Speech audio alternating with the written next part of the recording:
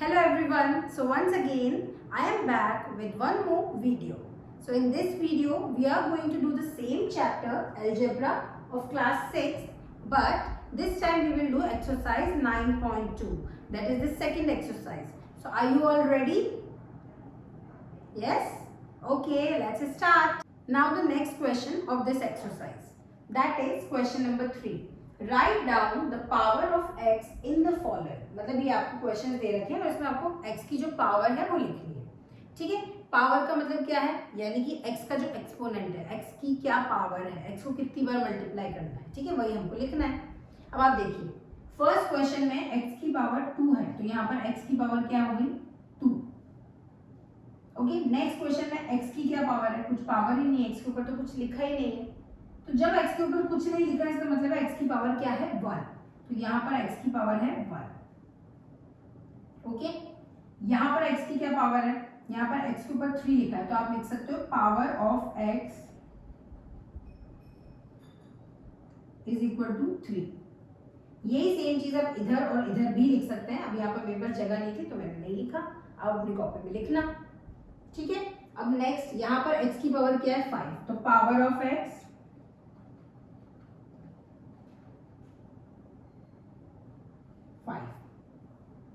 था ना easy question. Now in this question you have to find the coefficient.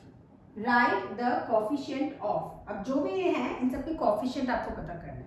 अब यहाँ जो न्यू वर्ड है वो है coefficient. Coefficient का क्या मतलब होता है? Coefficient का मतलब आप ये कह सकते हैं उसके पड़ोसी.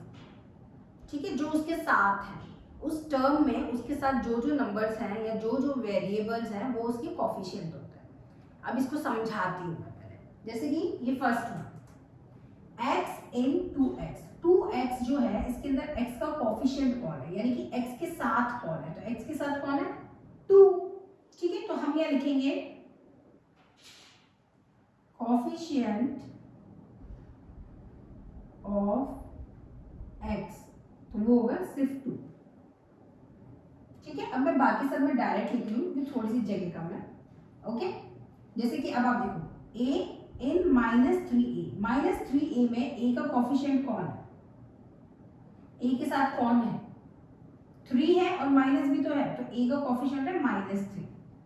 a को छोड़कर जो भी बच रहा है वो सब उसके कोफिशिएंट है, वो सब उसके पड़ोसी हैं, वो सब उसके साथ हैं. ठीक है, जैसे कि a के साथ a इन -5ab. -5ab में अगर आप a को हटा दो, इस a को हटा दो, तो कौन कौन बचा -5 और b, तो ये उसके कोफिशिएंट है. a square in 5a square. 5a square में अगर आप a स्क्वायर को हटा दो पूरे को, तो कौन उसका कोफिशिएंट बचा सिर्फ 5. इसी तरीके से 3 क्यूब इन -3 क्यूब. -3 क्यूब में से अगर 3 क्यूब का पूछ रहे हैं, मतलब -3 क्यूब में से मैं 3 क्यूब को हटा दूं तो सिर्फ माइनस बचा. क्या सिर्फ माइनस लिखना सही होगा, माइनस इसका कोफिशिएंट है नहीं, तो हम क्या करेंगे, माइनस के साथ कोई नंबर नहीं है ना, तो हम इसको लिखेंगे 1 -1, क्योंकि कुछ भी नहीं होता तो 1 होता है. 1 मान सकते हैं ना हम. एक्स क्यूब को -1 एक्स क्यूब भी लिख सकते हैं, है ना. तो अगर किसी भी वेरिएबल के आगे कोई नंबर नहीं होता है तो हम मान के चलेंगे कि वहां पर 1 है. ये बात बहुत इंपॉर्टेंट है, इसको याद रखना, ये इंपॉर्टेंट है. ठीक है, अगर किसी भी वेरिएबल के साथ कोई नंबर नहीं होता है तो हमें मानना है कि उसके साथ 1 है. क्लियर, यहाँ पर इसके साथ कुछ भी नहीं है तो इसके साथ 1 है. अब ये देखो इस वाले में x का कोफिशिएंट निकालना है, तो x को छोड़कर और कौन कौन है, यहाँ पर 3 है, y स्क्वायर है और z है. ठीक है, तो ये सब इसके कोफिशिएंट है. Now the last question of this exercise. ये तो हमने ये एक्सरसाइज ऑलमोस्ट फिनिश करने ही वाले हैं. ठीक है, ये ऑलमोस्ट फिनिश कर दी है. लास्ट क्वेश्चन क्या है, राइट न्यूमेरिकल कोफिशिएंट. और ये 3 क्वेश्चन हमको दी थी. कोफिशिएंट का मतलब है उसके साथ जो भी है, उस टर्म में उसके साथ जो भी है. ठीक है, अब इन कोफिशिएंट के साथ उन्होंने न्यूमेरिकल वर्ड को भी जोड़ दिया. न्यूमेरिकल मतलब नंबर, यानी कि अब हमें वो वाला कोफिशिएंट बताना है जो नंबर है, यानी कि वेरिएबल इस बार हमें नहीं बताना. ठीक है, पिछली बार अगर वेरिएबल भी था तो हमने इसको कोफिशिएंट पे लिखा था, लेकिन जब उन्होंने स्पेशली आपसे बोल दिया कि न्यूमेरिकल कोफिशिएंट, न्यूमेरिकल कोफिशिएंट का मतलब हो गया सिर्फ नंबर. ओके, तो अब आप इसमें बताओ x और y, इसमें न्यूमेरिकल कोएफिशिएंट क्या है, नंबर क्या है? यहाँ तो कोई नंबर ही नहीं है, मैंने आपको इंपॉर्टेंट बताया था लास्ट वाले क्वेश्चन में। अब यहाँ कोई नंबर ही नहीं है तो क्या नंबर है फिर? 1, ठीक है, तो यहाँ पर न्यूमेरिकल कोएफिशिएंट है 1। ओके, इस वाले में न्यूमेरिकल कोएफिशिएंट क्या है? -3y और z, तो यहाँ पर है -3, कोई भी 3 नहीं बोलेगा। आपको पता है ना इंटीजर्स 3 और -3 अलग अलग होते हैं, सेम नहीं होते हैं, तो यहाँ पर माइनस का साइन भी है, तो ये -3 है, 3 नहीं है।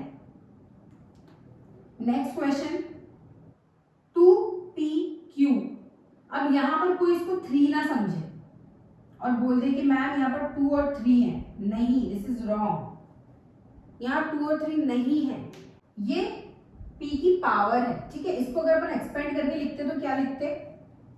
हम इसको लिखते 2 multiply by p multiply by p multiply by p, तो यहाँ पर न्यूमेरिकल कोएफिशिएंट कौन सा है? यहाँ पर न्यूमेरिकल कोएफिशिएंट 2 है, ठीक है। इस 3 को आप नंबर ना समझेंगे, उसकी पावर है, पावर का मतलब होता है p को 3 बार मल्टीप्लाई करना है, इसका मतलब ये नहीं होता है कि वो एक न्यूमेरिकल है जो वहाँ हमने लिखा हुआ, एक नंबर हमने वहाँ लिखा हुआ, हमने नंबर नहीं लिखा है, हमने p की पावर 3 लिखी है, इसका मतलब है p को 3 बार मल्टीप्लाई करना है। जब आप इसको एक्सपेंड करके लिखोगे तो यहाँ पर नंबर सिर्फ 2 है, बाकी कोई नंबर नहीं है, ठीक है, तो यहाँ पर न्यूमेरिकल कोएफिशिएंट 2 है। So is it clear everyone कि आपको ये वाली एक्सरसाइज समझ में आई? अगर हाँ तो please like share and subscribe, क्योंकि मुझे बहुत खुशी होगी। Thank you.